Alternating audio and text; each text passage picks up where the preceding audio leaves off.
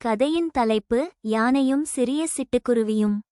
காட்டின் அமைதியான மூலையில் குணா என்ற பலம் மற்றும் பெருமைக்கு பெயர் பெற்ற ஒரு வலிமைமிக்க யானை வாழ்ந்தது.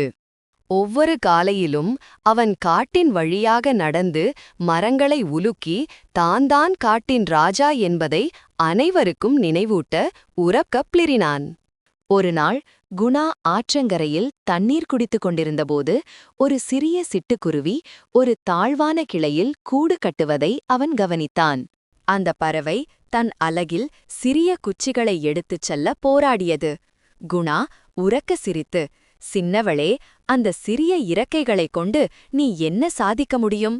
என்றான். "சூரியன் மறைவதற்குள் காற்று உன் கூட்டை அடித்துச் சென்றுவிடும்" என்று அவன் பெருமையாக கூறினான். சின்னு என்று அழைக்கப்பட்ட சிற்றுக்குருவி நுமிர்ந்து பார்த்து புன்னகைத்தது. "ஒருவேளை நான் சிறியவளாக இருக்கலாம் குணா" என்று அவள் பதிலளித்தாள். "ஆனால் என்னிடம் இருப்பதைக் கொண்டு என்னால் முடிந்ததை செய்கிறேன்." குணா சிரித்துவிட்டு அலட்சியமாக தண்ணீரை தெறித்துக் கொண்டு நடந்தான். ஒரு வாரம் கழித்து கார்மேகங்கள் வானத்தை மூடின. மேலும் ஒரு பயங்கர புயல் காட்டை தாக்கியது. மழை விடாமல் கொட்டியது. மின்னல் ஆற்றின் அருகே இருந்த ஒரு பெரிய மரத்தில் தாக்கியது. அதே மரத்தடியில்தான் குணா அடிக்கடி ஓய்வெடுப்பது வழக்கம். அந்த ராட்சச மரம் குணாவின் பாதையில் விழுந்து அவனது காலை மாட்டிக்கொண்டது. அவன் தன்னை விடுவித்துக் கொள்ள முயற்சித்தான். ஆனால் கனமான தண்டு நகரவில்லை. மணிக்கணக்கில் கடந்து சென்றது. எந்த விலங்கும் உதவிக்கு அருகில் வர துணியவில்லை. திடீரென்று சின்னஞ்சிறு சிட்டுக்குருவி பறந்து வந்தது. குணா வலியால் துடிப்பதை அவள் பார்த்தாள். உடனடியாக தன் நண்பர்களை அழைத்தாள்.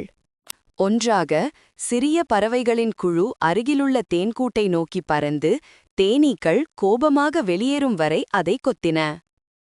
கூட்டம் கிளம்பி மரத்தைச் சுற்றியிருந்த காய்ந்த கொடிகளை கடித்து துப்பியது.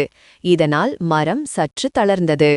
இறுதியாக குணா தனது காலை விடுவிக்க முடிந்தது. களைப்படைந்தாலும் நன்றியுடன் அவன் அந்த சின்னஞ்சிறு குருவிக்கு தலை வணங்கினான்.